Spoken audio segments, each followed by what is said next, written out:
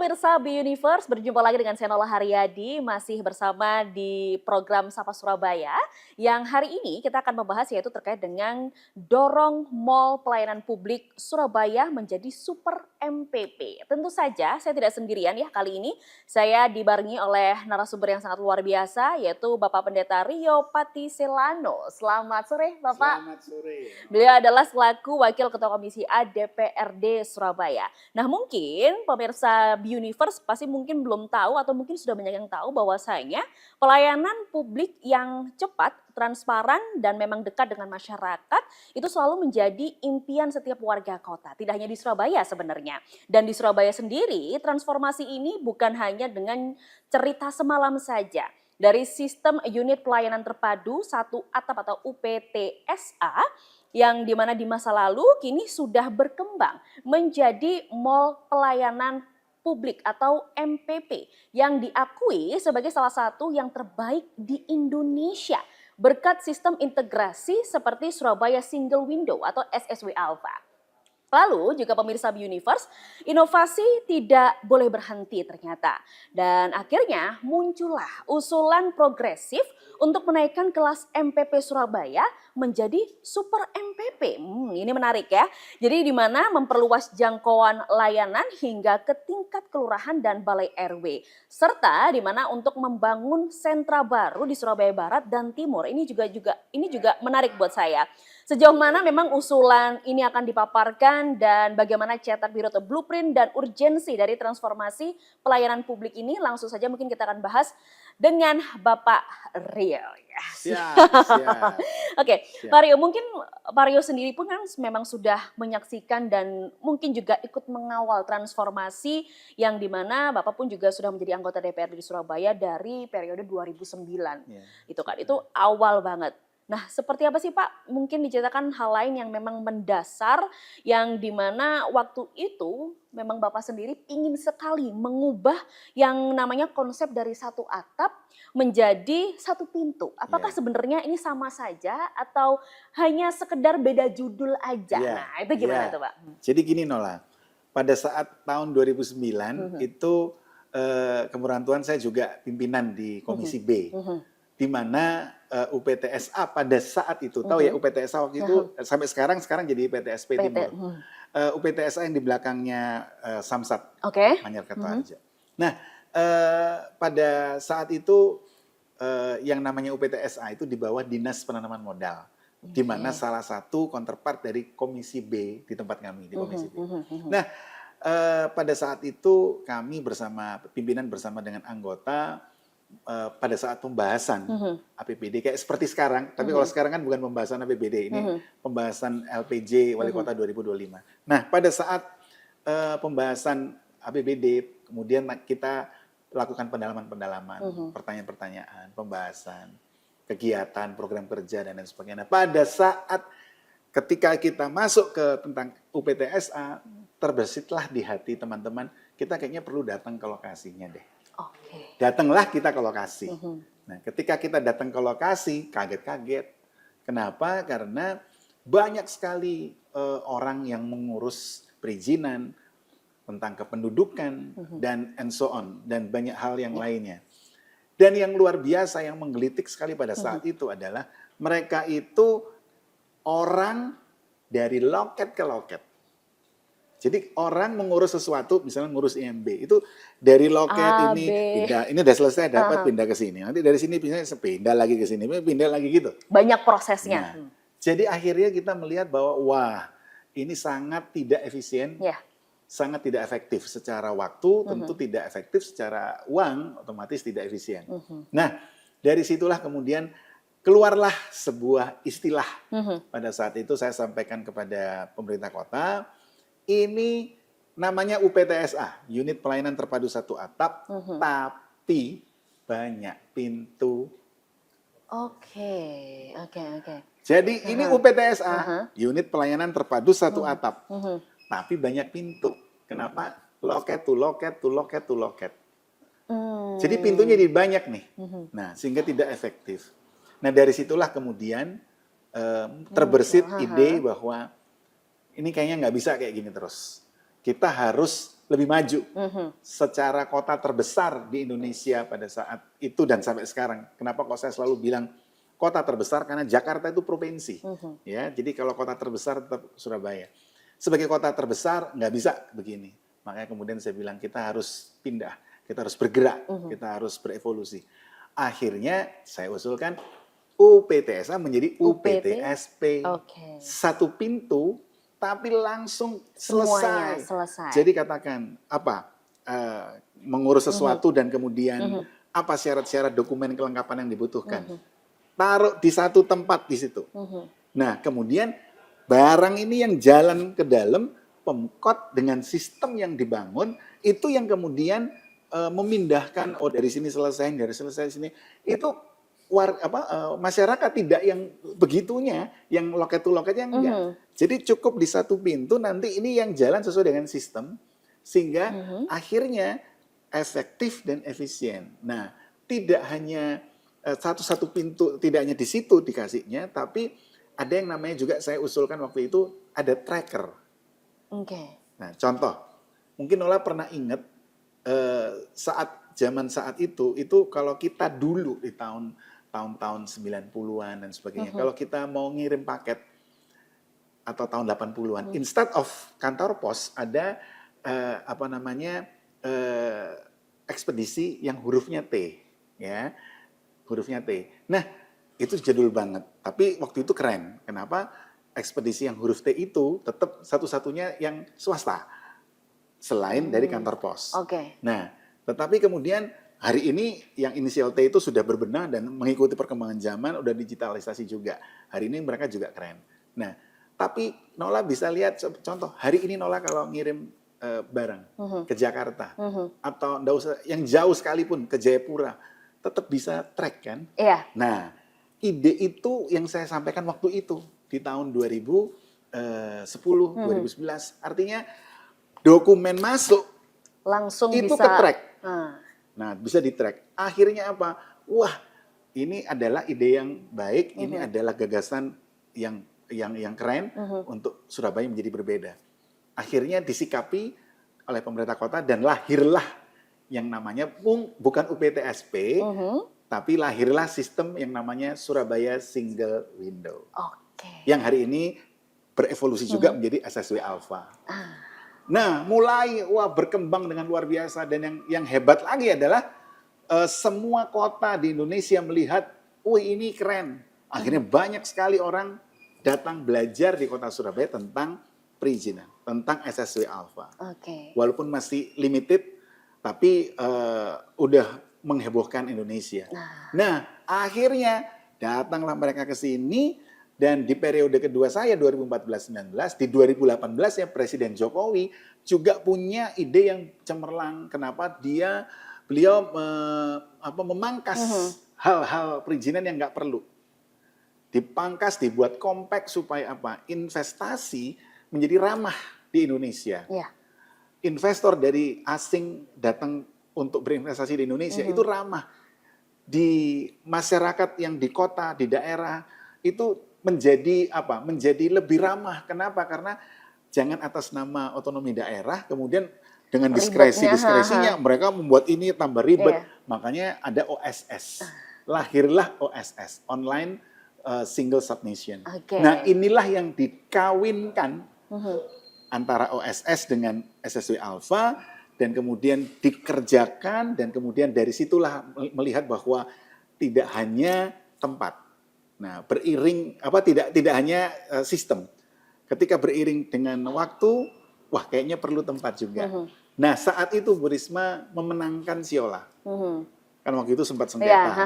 Nah, dari sempat sengketa akhirnya Siola dipegang, berhasil dimenangkan pemerintah kota. Nah, akhirnya oleh beliau dimasukkanlah beberapa dinas untuk menempati di sana. Saya masih ingat ada Disbud Porapar, ada dinas pariwisata, ada dinas koperasi dan sebagainya. Ditaruhlah di sana, Dispenduk. Nah, kemudian ini kayaknya bagus juga kalau yang di lantai bawah semua itu terpusat di sana. Dibuatlah jadi mall pelayanan publik. Keren juga.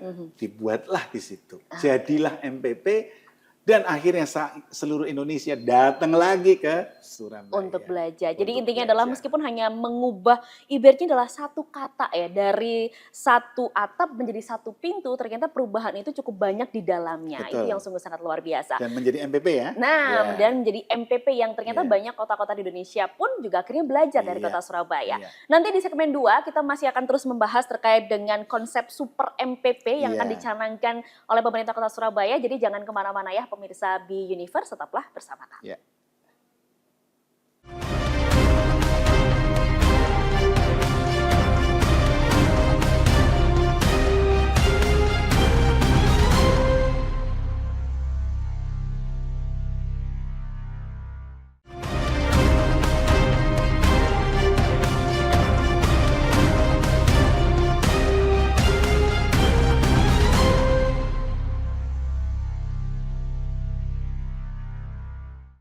Terima kasih pemirsa B Universe masih bersama kami di Sapa Surabaya dan masih terkait dengan pembahasan yaitu tentang dorong Mall Pelayanan Publik Surabaya menjadi super MPP bersama narasumber kita yaitu Bapak Rio selaku Wakil Ketua Komisi A DPRD Surabaya.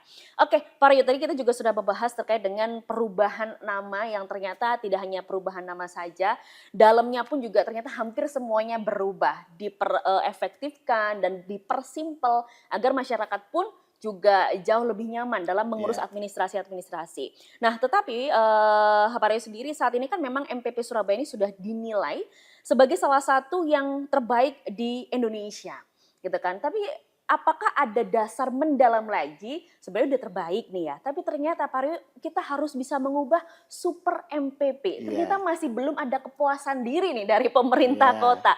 Nah, itu landasannya gimana Pak? Kenapa kok belum berpuas diri? Padahal dilihat-lihat ternyata dari penjelasan Pak Rio sendiri pun juga ini udah oke loh, udah bagus juga gitu. Nah, Iya. itu gimana tuh Pak Rio? Ya, jadi MPP yang sudah ada itu kan sudah kita bisa bilang bahwa itu keren. Mhm. Kenapa keren ya? Karena one of the best. Bahkan kalau saya bilang best is the best, gitu ya. Selalu harus bangga dengan Iya. kota Surabaya. Bahkan MPP di kota Surabaya itu mendapatkan predikat MPP paling prima Oh. di Indonesia. Nah, kenapa paling prima? Karena sudah paperless, kemudian sudah banyak hal fasilitas-fasilitas yang disediakan. Salah satunya juga ramah disabilitas, ramah lansia, kemudian inovasi dalam pengurusan itu menjadi compact. Nah, kemudian juga bukan sekedar institusi horizontal, tapi vertikal juga masuk. Oke. Ngurusin di situ bisa, Ya. ya, imigrasi di situ bisa, banyak hal yang vertikal juga masuk di sana.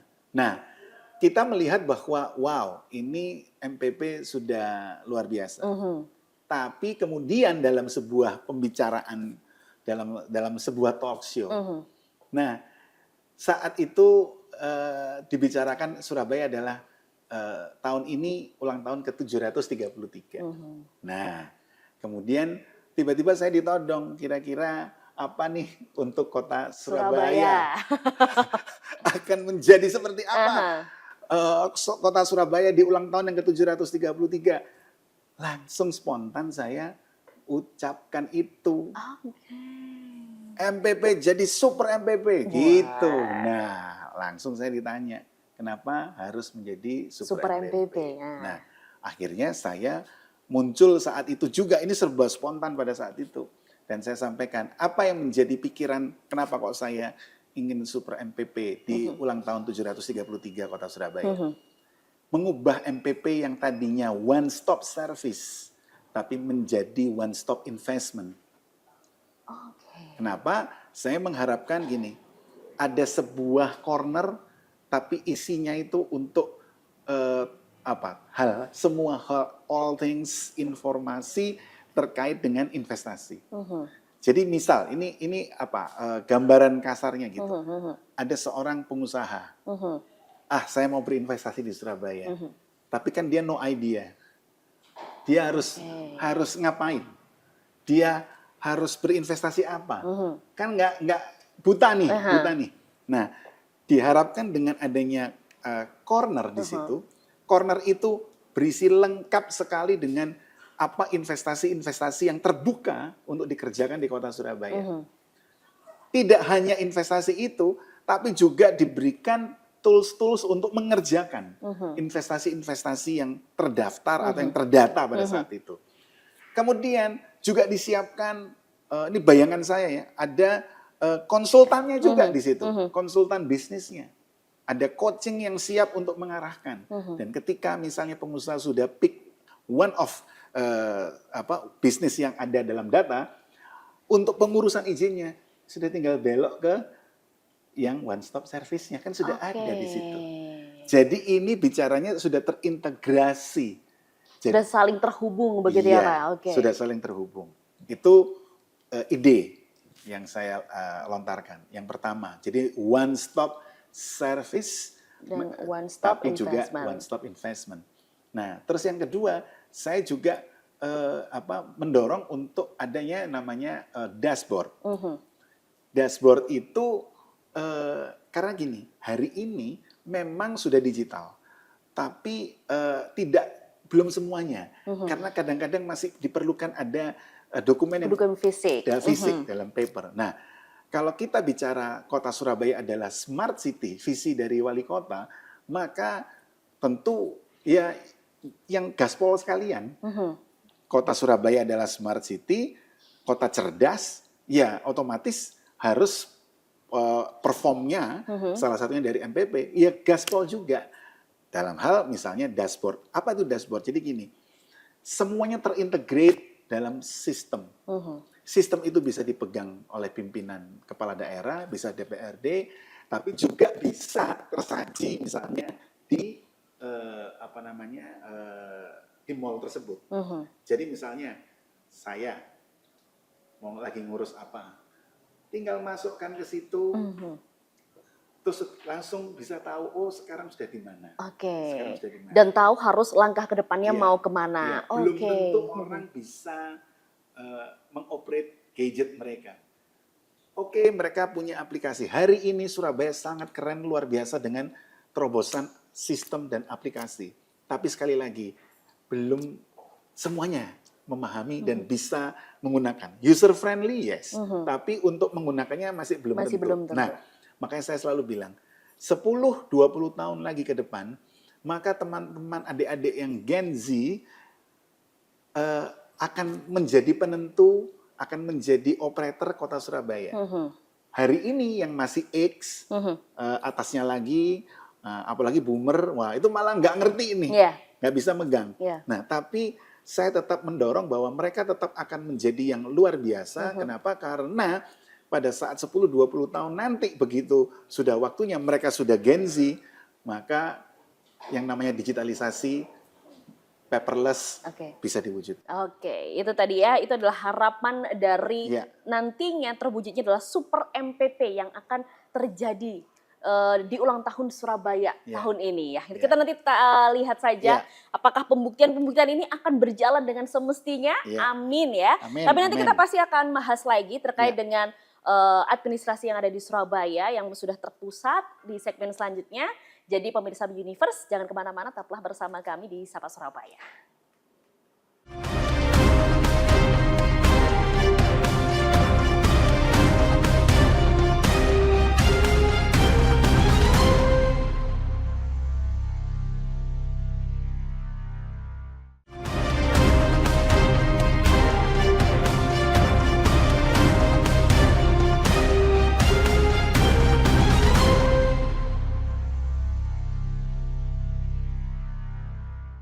Terima kasih masih bersama kami pemirsa Universe, masih di program Sapa Surabaya, juga masih dengan narasumber kita yaitu Bapak Rio Patisilano, yang dimana tema kali ini adalah dorong Mall Pelayanan Publik Surabaya menjadi super MPP. Nah, tadi pun juga sudah disinggung bagaimana ibarat landasan, bagaimana bisa ingin mengubah menjadi super MPP. Lalu juga Pak Rio ini juga ada usulan konkret yang dimana ada pembangunan gedung MPP untuk di kawasan Surabaya Barat serta Surabaya Timur.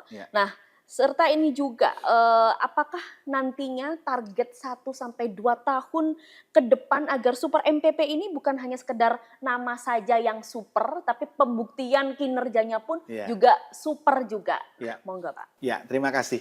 Jadi sedikit melanjutkan yang sebelumnya, salah satu yang diharapkan dari MPP menjadi super MPP adalah dalam teknologi notifikasi. Oke.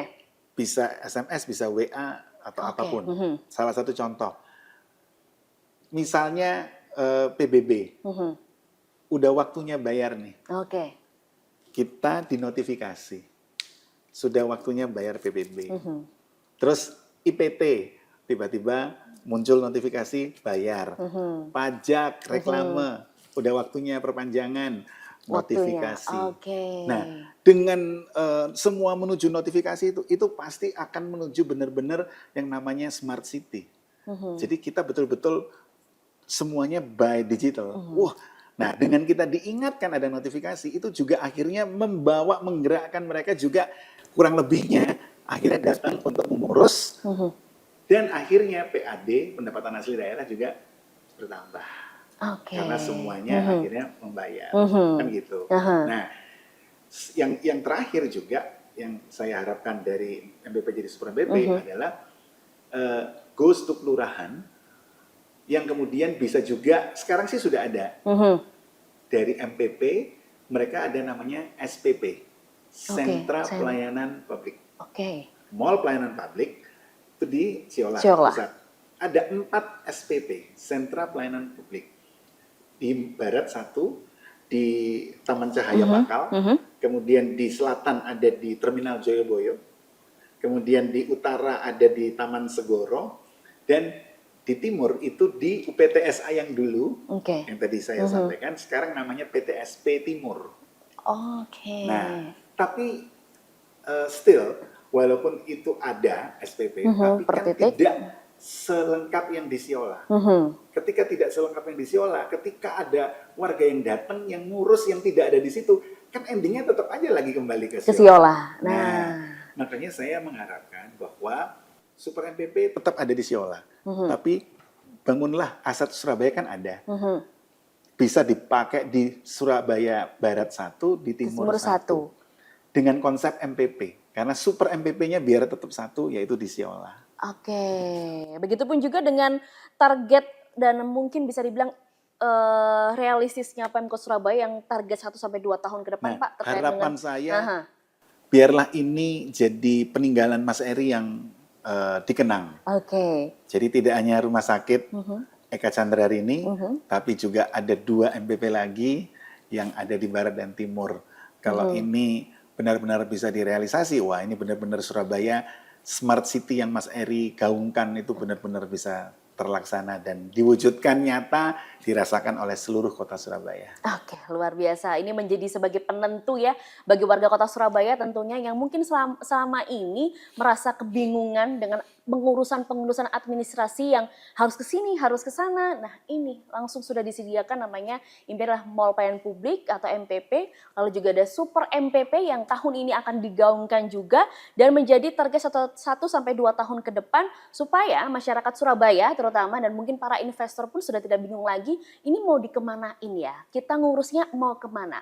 Hanya melalui satu pintu saja sudah bisa terurus dengan segalanya. Jadi nggak perlu mikir lagi, nggak perlu tanya A, tanya B itu kayak gimana, semuanya sudah terinci dan warga Surabaya pun juga sudah tidak perlu khawatir lagi gitu ya Pak ya. Semoga ini akan menjadi impian warga kota Surabaya mengurus segalanya pun juga sudah terverifikasi dan terdata, tertata juga.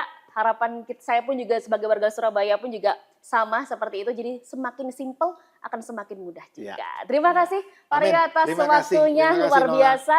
Nantinya juga di episode lainnya di Sapa Surabaya pasti kita masih akan terus membahas isu-isu yang masih terkait dengan perbincangan warga kota Surabaya tentunya. Jadi please jangan lupa tetap nonton Sapa Surabaya hanya di B Universe. Sampai jumpa.